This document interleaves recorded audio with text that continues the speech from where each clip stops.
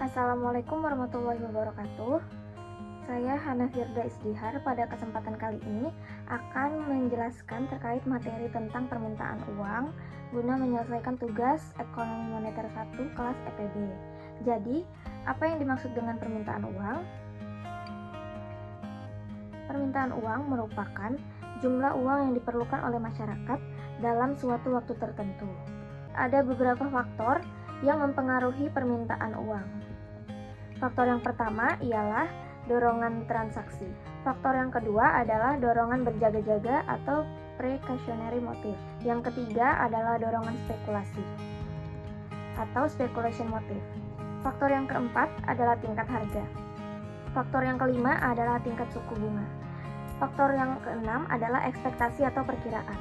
Selanjutnya, kita masuk ke teori-teori permintaan uang. Teori pertama adalah teori permintaan uang klasik.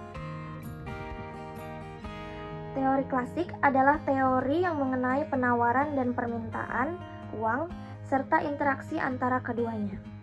Pada teori ini, fokusnya adalah hubungan antara penawaran uang dengan jumlah uang yang beredar dengan nilai uang atau tingkat harga. Hubungan kedua variabel dijabarkan melalui konsep teori mengenai permintaan uang. Perubahan jumlah uang yang beredar atau penawaran uang berinteraksi dengan permintaan uang yang selanjutnya akan menentukan nilai uang. Teori klasik terbagi menjadi tiga, yaitu teori kuantitas sederhana, teori transaction equation, dan teori Cambridge equation of exchange. Teori permintaan uang klasik pertama yang akan kita bahas adalah teori kuantitas sederhana oleh David Ricardo. Dalam teorinya, David Ricardo menyimpulkan bahwa hubungan antara jumlah uang dengan nilai uang memiliki hubungan terbalik.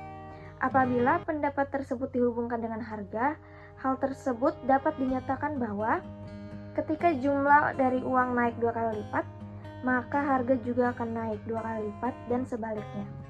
Dalam teori ini terdapat rumus, yaitu M atau jumlah uang beredar sama dengan K atau faktor proporsional yang konstan dikali P atau tingkat harga, atau P sama dengan 1 per K dikali M.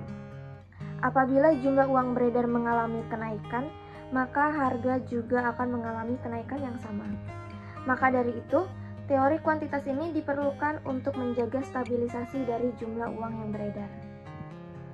Teori selanjutnya adalah teori permintaan uang klasik, transaction equation, oleh Irving Fisher. Nilai dari suatu barang atau jasa dijual harus sama dengan nilai dari barang dan jasa yang dibeli dalam suatu periode tertentu. Fisher mengemukakan pendapatnya bahwa timbulnya permintaan akan uang diakibatkan oleh proses dari penggunaan uang sebagai alat transaksi. Besar kecilnya nilai dari transaction velocity of circulation ditentukan oleh seberapa besar proses dari transaksi yang terjadi di masyarakat pada suatu periode. Sebagai penyempurna dari teori sebelumnya, Irving Fisher menyatakan nilai uang ditentukan oleh 3 faktor, yaitu yang pertama, jumlah uang beredar, yang kedua, cepatnya peredaran uang, yang ketiga, jumlah barang yang diperdagangkan. Jika dimasukkan ke dalam rumus, yaitu MV sama dengan PT atau P sama dengan MV per T.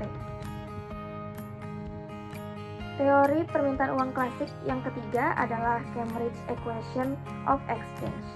Teori ini dikemukakan oleh Cambridge sama halnya dengan teori lain, yaitu teori Fisher dan teori klasik lainnya, dengan berpangkal pokok pada fungsi dari uang sebagai alat tukar umum. Dalam teori Cambridge ini mengatakan bahwa ada beberapa faktor yang mempengaruhi permintaan uang. Apa saja faktor tersebut? Yang pertama adalah volume transaksi, yang kedua kelembagaan yang ada, yang ketiga tingkat bunga, yang keempat besar kekayaan yang dimiliki oleh masyarakat, dan yang kelima harapan atau ramalan dari masyarakat pada masa yang akan datang.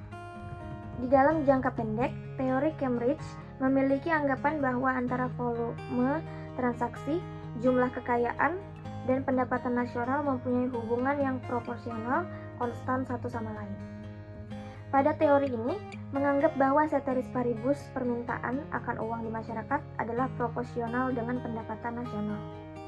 Teori Cambridge mengatakan bahwa jika tingkat bunga naik, masyarakat akan cenderung mengurangi jumlah uang yang mereka pegang, meskipun volume transaksi yang mereka rencanakan tetap.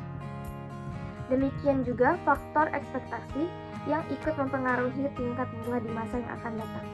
Jika tingkat bunga tersebut naik, yang berarti penurunan surat berharga atau obligasi, maka orang akan cenderung mengurangi jumlah surat berharga yang dipegangnya dan menambah jumlah uang tunainya. Teori permintaan uang yang selanjutnya adalah teori Keynes. Teori Keynes mengemukakan suatu perbedaan dengan teori moneter tradisi klasik. Perbedaan ini menekankan fungsi uang yang lain, yaitu sebagai penyimpan nilai atau store of value, bukan hanya sebagai alat tukar atau means of exchange. Teori ini juga dikenal sebagai liquidity preference. Dalam teori ini, Keynes membedakan motif alasan orang memegang uang menjadi 3. Yang pertama, motif transaksi. Masyarakat memegang uang dengan tujuan untuk mempermudah kegiatan transaksi mereka sehari-hari. Yang kedua, motif berjaga-jaga. Persiapan menghadapi hal-hal yang tidak diinginkan atau yang tidak terduga di masa depan. Yang ketiga, motif spekulasi. Sesuai dengan motif tersebut, seseorang memilih memegang uang untuk tujuan memperoleh keuntungan atau mengukur kekayaan. Teori permintaan uang selanjutnya ialah teori setelah Keynes. Teori yang pertama ialah pendekatan inventory atau penyediaan Baumol dan Tobin. Dalam pendekatan ini mengemukakan bahwa permintaan uang untuk tujuan transaksi memiliki manfaat, tetapi memegang uang juga ada biaya tersendiri. Biaya transaksi yang dikeluarkan dari penukaran antara obligasi dan uang tunai. Yang kedua, opportunity cost dari uang yang dipegang, yaitu tingkat bunga dari obligasi. Dalam teori yang dikemukakan oleh Baumol, terdapat beberapa implikasi, di antaranya yang pertama yaitu tingkat bunga berpengaruh terhadap permintaan uang sebagai tujuan dari transaksi. Yang kedua, dalam penggunaan uang terdapat economy of scale. Yang ketiga, permintaan akan uang sebagai bentuk dari tujuan transaksi tergantung dengan tingkat bunga yang ada serta biaya dari perantara. Yang keempat, teknologi yang terus berkembang mengakibatkan semakin turunnya ongkos atau biaya dari transaksi dan mengakibatkan turunnya uang kas yang dipegang oleh seseorang. Yang kelima, motif permintaan uang di masyarakat untuk berjaga-jaga ini muncul dikarenakan adanya ketidakpastian dari pendapatan yang diperoleh dari pengeluaran. Teori permintaan uang, teori setelah Keynes yang selanjutnya adalah teori kuantitas modern oleh Friedman. Teori permintaan akan uang yang dikemukakan oleh Friedman menganggap bahwa seseorang akan memutuskan kekayaan yang dimilikinya, termasuk uang tunai, berdasarkan dari perbandingan manfaat yang akan orang tersebut peroleh, atau penghasilan dalam bentuk in-natural atau penghasilan dalam bentuk uang ataupun utility, selera dari seseorang tersebut dan jumlah kekayaan yang dimilikinya. Pendapat lain yang dikemukakan oleh Friedman bahwa permintaan uang di masyarakat dipengaruhi oleh faktor berikut, yaitu obligasi, suku bunga equities, modal fisik, dan kekayaan yang berpengaruh terhadap penentuan harga dari permintaan uang.